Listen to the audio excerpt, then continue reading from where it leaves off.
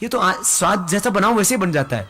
मैंने देखा पूरी दुनिया में, भारत और आस पड़ोस के एक दो देश को छोड़ दिए, पाकिस्तान अफगानिस्तान जो हमारे ही थे, इस भारतीय महाद्वीप को छोड़ करके दुनिया में कई लोग मिर्च ज्यादा नहीं खाते, लेकिन हम लाल मिर्च भी खाते हैं, हरी मिर्च भी दबा के खाते हैं। ज्यादा हरी मिर्च भी ठीक नहीं होती है, और लाल मिर्च तो खानी ही नहीं चाहिए।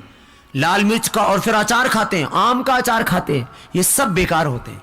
कुछ चीजों को बिल्कुल नहीं खाना चाहिए, उनसे बचो।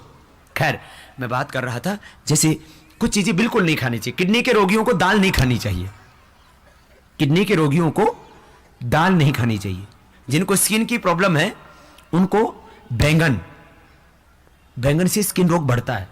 बैंगन, सूरन, जिमीकंद होता है ना, वो अरबी, ये एकदम स्किन डिजीज को इंक्रीज करते हैं।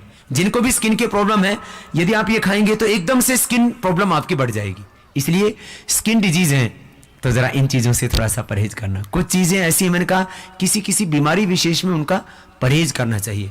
और प्रेग्नेंट लेडीज को तो बैंगन नहीं खाने चाहिए, क्योंकि प्रेग्नेंट लेडीज यदि बैंगन खाएंगी ना तो बच्चे फिर बैंगन जैसे पैदा होंगे, एकदम श्याम सुंदर। प्रेग्नेंट लेडीज को तो बैंगन खाने ही नहीं चाहिए। हरी सब्जियां, फलों का जूस, दूध, थोड़ा सा बादाम, चावल, ऐसी चीजें खानी चाहिए उसको। तो प्रेग्नेंट लेडीज के बारे में भी एक दो बातें मैं बताना चाहूंगा। यदि आप पवित्र आत्माओं का आह्वान करते हैं तो आपके घर में पवित्र आत्मा ही आती है। जैसे आत्माओं का आह्वान करते हैं वैसी आत्माएं आपके घर में जन्म लेती है। उसको गर्भाधान संस्कार कहा जाता है। फिर जब बच्चा घर में पल रहा होता है उस समय पुंसवन और सीमंतोन्नयन संस्कार किया जाता है बच्चे के शारीरिक और बौद्धिक विकास के लिए। जब बच्चा पैदा होता है तब जातकर्म संस्कार किया जाता है और बच्चे के कान में बोला जाता है ओम वेदोसी।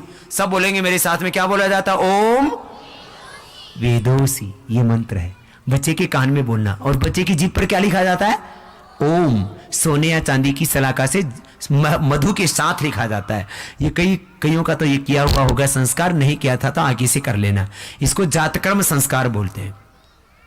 उसके बाद फिर निष्क्रमण संस्कार है, नामकरण संस्कार है, यज्ञोपवीत संस्कार है, चूड़ाकर्म संस्कार है, वेदारंभ संस्कार है, अन्नप्राशन संस्कार है। ये 16 संस्कारों की परंपरा है। तो महर्षि स्वामी दयानंद की एक पुस्तक है, उसका नाम है संस्कार विधि। मैं चाहूंगा बहन, बेटियां, माताएं उस पुस्तक को जरूर पढ़ें, जिससे कि आप दोबारा से इस धरती पर रामकृष्ण, बुद्ध, महावीर, गुरु नानक देव और भगत सिंह जैसी पवित्र आत्माओं को धरती पर जन्म दे सके। ऐसी आत्माएं इस धरती पर आना चाहती हैं, लेकिन हम उन आत्माओं का आह्वान ही नहीं कर पाते। तो 16 संस्कारों के बारे में भी मेरी माताएं, बहन, बेटियां जरूर पढ़ें। जब प्रेग्नेंट रहती हैं तब पवित्र ग्रंथों का, वेद, दर्शन, उपनिषदों का अध्ययन करें, गायत्री का जप करें, अनुलोम विलोम, भ्रामरी, उद्गीत, प्राणायाम करें। नहीं तो आजकल बच्चे अपंग पैदा हो रहे हैं, बीमार बच्चे गर्भ से ही पैदा हो रहे हैं, और पैदा होते ही बच्चों को बीमारियां हो रही हैं। हार्ट में छेद, बच्चे मंगोल पैदा हो रहे हैं, muscular dystrophy, brain cancer, blood cancer, कितनी कितनी बीमारियां हो रही हैं। जो माताएं बहनें योगी होंगी, योगी मां को रोगी बच्चा पैदा नहीं हो सकता। खैर, ये माताओं के संदर्भ में 16 संस्कारों की बात थी। वापस मैं अपनी बीमारियों पर आता हूं। मैंने कहा कुछ बीमारियों में कुछ चीजें नहीं खानी चाहिए। जैसे जोड़ों में दर्द है तो दही, छाछ, नींबू, अचार, टमाटर नहीं खाना चाहिए। जोड़ों में दर्द है तो लौकी का जूस भी नहीं पीना चाहिए, अस्थमा है तो ठंडा होता है। और कड़वी लौकी का जूस कभी नहीं पीना चाहिए, जरा ध्यान दें। कड़वी लौकी विष तुल्य होती है। मीठी लौकी जो सामान्य लौकी होती है ये अमृत तुल्य होती है। लौकी और के फायदे सुन लो। लौकी में आंवले का रस और मिला लो तो बहुत गुणकारी हो जाती है। उसके फायदे सुनो। लौकी का जूस और आंवले का रस मैं कहता हूं खाली पेट पियो। तो अभी थोड़ी महंगी है लौकी, थोड़ी दिनों के बाद सस्ती हो जाएगी, बरसात थोड़ी सी आएगी 1-2 महीने के बाद। अभी गर्मी के सीजन में थोड़ी महंगी मिलती है क्योंकि पैदावार थोड़ी कम हो जाती है। तो लौकी का जूस और आंवले का रस पीने से बालों की ग्रोथ अच्छी होती है, बाल झड़ने बंद हो जाते हैं। 1 सप्ताह में ही लौकी का जूस, आंवले का रस मिला के पियो। 1-2 महीने के अंदर ही लौकी का जूस, आंवले का रस पीना, अनुलोम विलोम करना, आंखों का चश्मा उतर जाएगा। यदि पिंपल्स हैं तो 8-10 दिन के अंदर ही पिंपल्स खत्म हो जाएंगे, क्योंकि पेट की, शरीर की खून की गर्मी ही चेहरे पर फुंसियां लाती है, जिनको पिंपल्स कहते हैं, मुहासे कहते हैं, कील कहते हैं। ये खत्म हो जाएंगे 1 सप्ताह में, 10 दिन में ही। लौकी का जूस आंवले का रस पीने से। ऐसे पानी तो ज़्यादा पीना ही चाहिए, उसके बारे में अभी थोड़ी बात बताएंगे आपको। फिर देखो, लौकी का जूस आंवले का रस पीने से जिनको पसीने में बहुत बदबू आता है, किसी किसी को ना थोड़ा पसीने में बदबू तो आएगा ही, लेकिन बहुत ज़्यादा पसीने से बदबू नहीं आनी चाहिए, बहुत दुर्गंध नहीं आनी चाहिए। किसी किसी को इतना बदबू आता है, ओहो, वो बगल उठा दे तो पड़ोस वाला बेहोश हो जाए। और पैर के मोजे बाहर निकाल दें, पैर जूते पहन रखे थे और मोजे पहन के घर में घुसे तो पूरा घर को बाहर होना पड़ा, इतनी दुर्गंध आती है किसी किसी को, वो ठीक नहीं है। तो किसी किसी को पसीने में से बहुत दुर्गंध आती है, मुंह से भी दुर्गंध आती है। मुंह की दुर्गंध का 3 कारण होता है, एक तो फेफड़े में टीबी, दूसरा पेट में खराबी और तीसरा पायरिया। तो प्राणायाम करेंगे तो फेफड़े की खराबी भी दूर हो जाएगी, लौकी का जूस पिएंगे तो पेट की खराबी और पायरिया भी दूर हो जाएगा, दोनों चीजें। तो मुंह से दुर्गंध भी नहीं आएगा, पसीने से दुर्गंध भी नहीं आएगा, ज्यादा पसीना भी नहीं आएगा।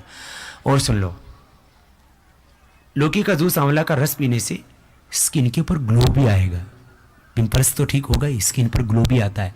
और इससे एक बात और है, हीमोग्लोबिन बढ़ जाता है लौकी का जूस आंवले का रस पीने से, और जो मोटे हैं वो पतले हो जाते हैं।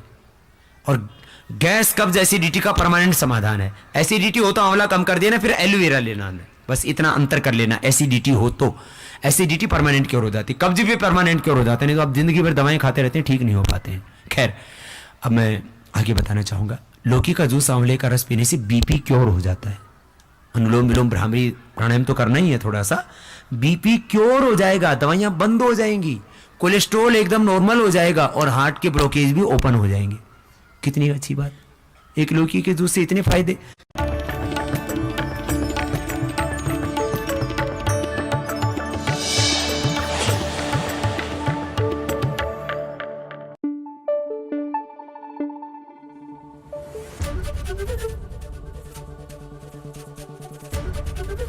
एबीपी न्यूज आपको रखे आगे।